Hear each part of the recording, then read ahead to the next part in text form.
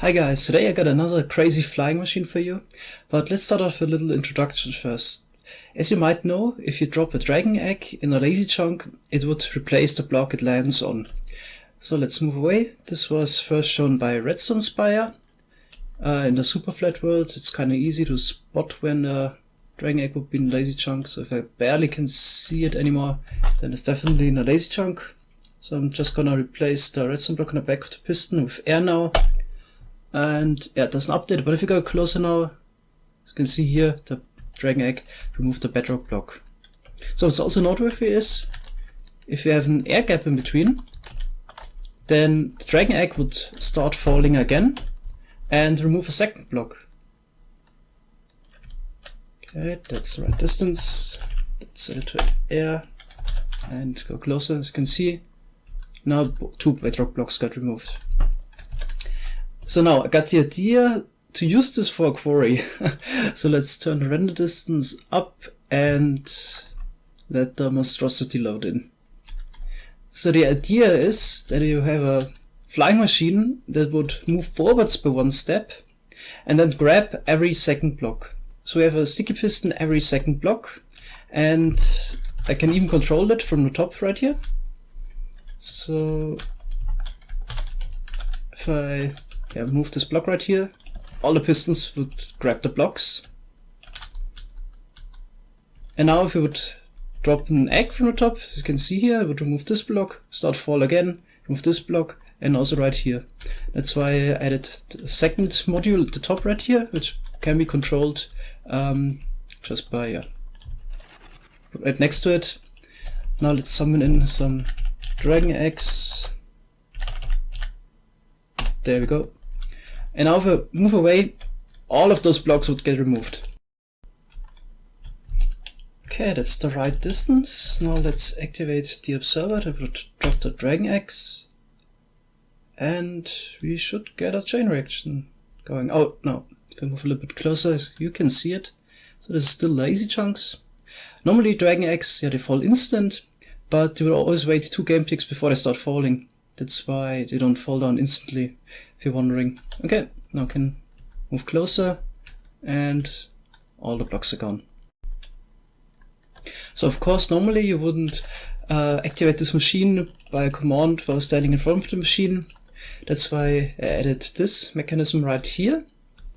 It's approximately 250 blocks long, so it works with render distance 16. If you have a lower render distance, you could shorten it, so it's a modular design.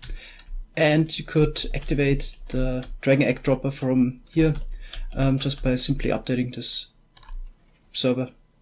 Send a pulse forwards. Okay, and obviously it wouldn't make sense to build up this huge machine just to remove one single layer of blocks. That's why we have a flying machine. We can move this whole machine one forward, or more forward, but one step forward, just by activating this piston right here. And then the whole machine moves forward by one.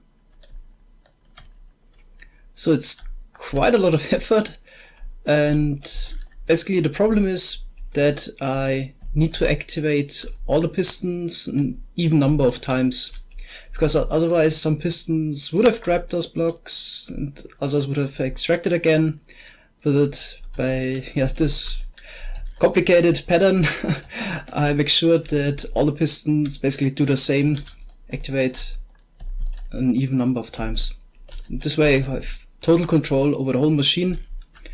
So here I could just update this sticky piston, this observer could and the blocks at the top would extract and also retract, or I could just open this trapdoor here, would also work.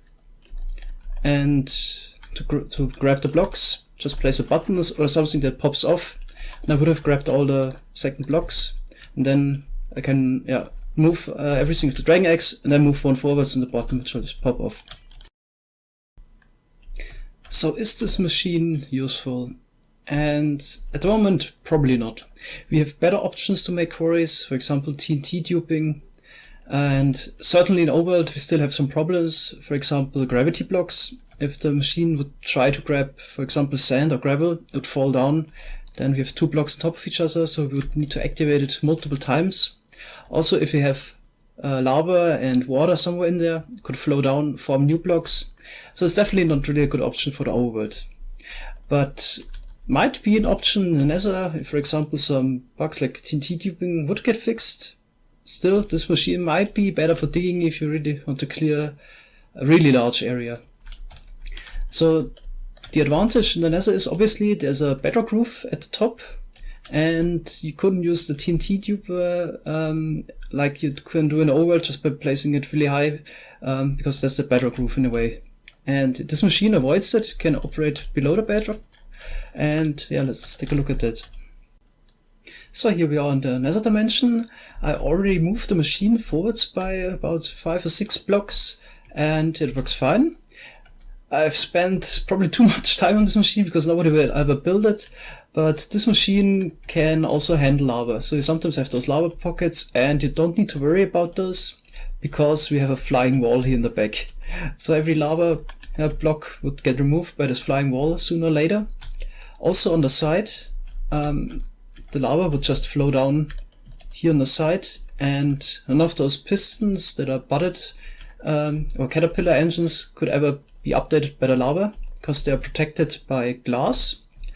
And I've also spent so much time on it, you don't need to dig a trench on the side. So the machine is activated in the middle and the signal is propagated through the sides. And the only thing you need to do is either move the bedrock at the top, because I need some space for the dragon egg dropper, or you can build my TNT tunnel bore machine to hold out a 10 high area for the top right here, so I have enough space for the dragon egg dropper.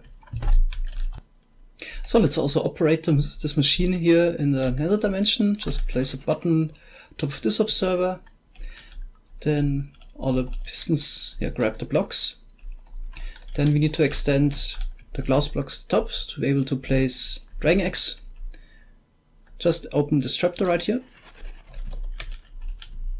And let's use a fill command. Quite tedious to place 190 dragon eggs.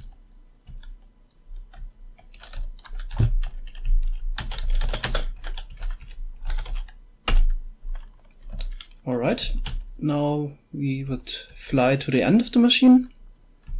We would activate the dragon egg dropper.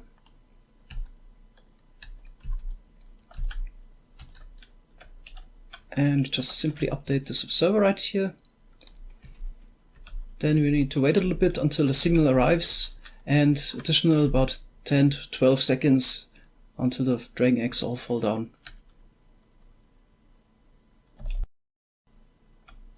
Alright, it should be good. Now let's fly forwards.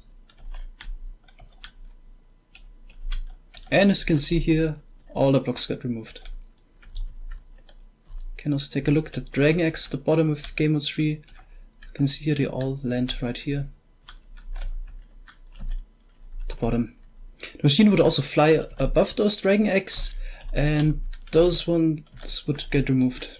So you can easily drive the flying machine above it. Could even remove those dragon eggs afterwards if you add a separate flying machine in the back, but yeah, that's more or less trivial. So now let's move the machine forwards by one, just by simply updating this sticky piston right here with a flint and steel.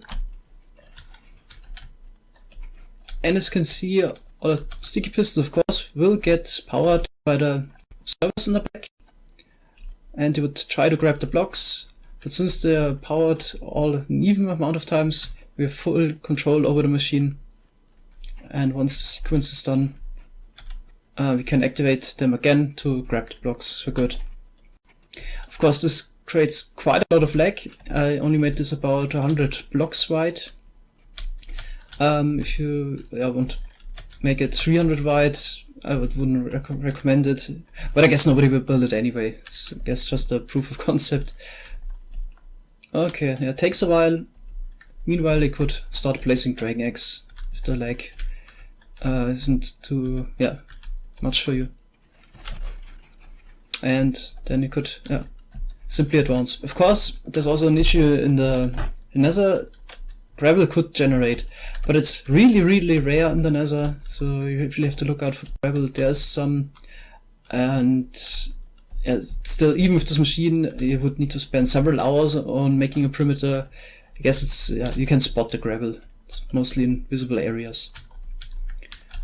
Alright, so you can find this in the world download. Obviously, no tutorial. Spend enough time on this. Thanks a lot for watching. Have a nice day. Bye bye.